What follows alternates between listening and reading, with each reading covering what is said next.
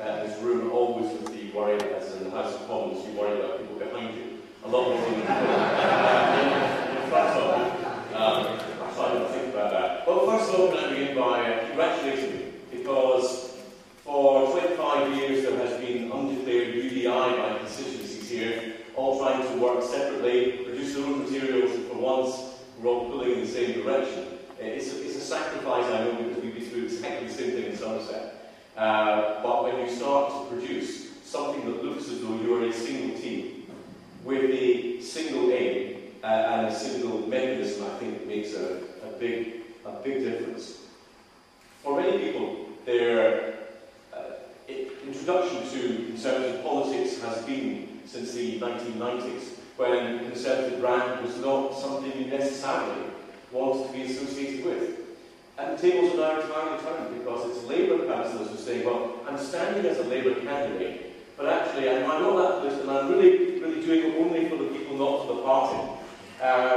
Which is exactly what I had as a whip during John Major's government, when almost every Conservative MP was doing their best to distance themselves from the brand. Now we've got a chance to win when the brand is strong.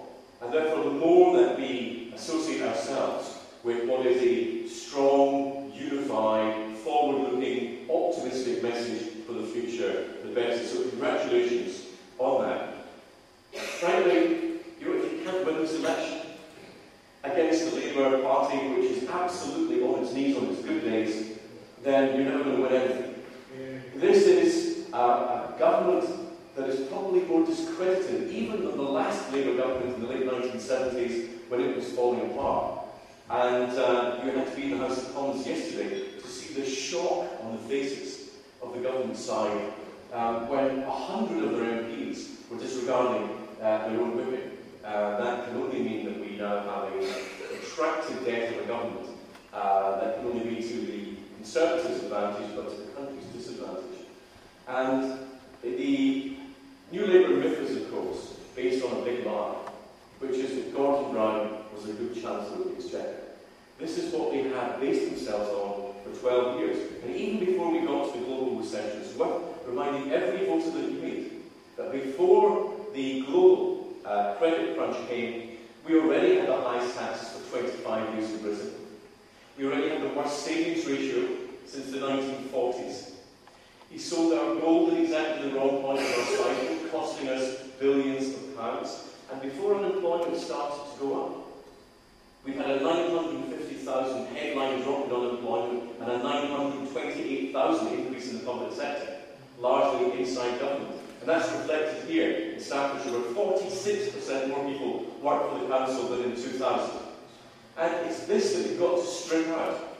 It's this excess cost. And as I was saying downstairs to some of your colleagues, we should be asking every single person who works for this council, what would people notice if you weren't employed here? And if they can't answer that question, they shouldn't be employed here. And that's the rigour that we will have to bring to government at every single level. And we have to start asking whether what government is doing at every level needs to be done by government at all. And if it doesn't need to be done by government, leave it alone. We should be doing only the things that we need to do, and whatever tier of government we happen to operate in.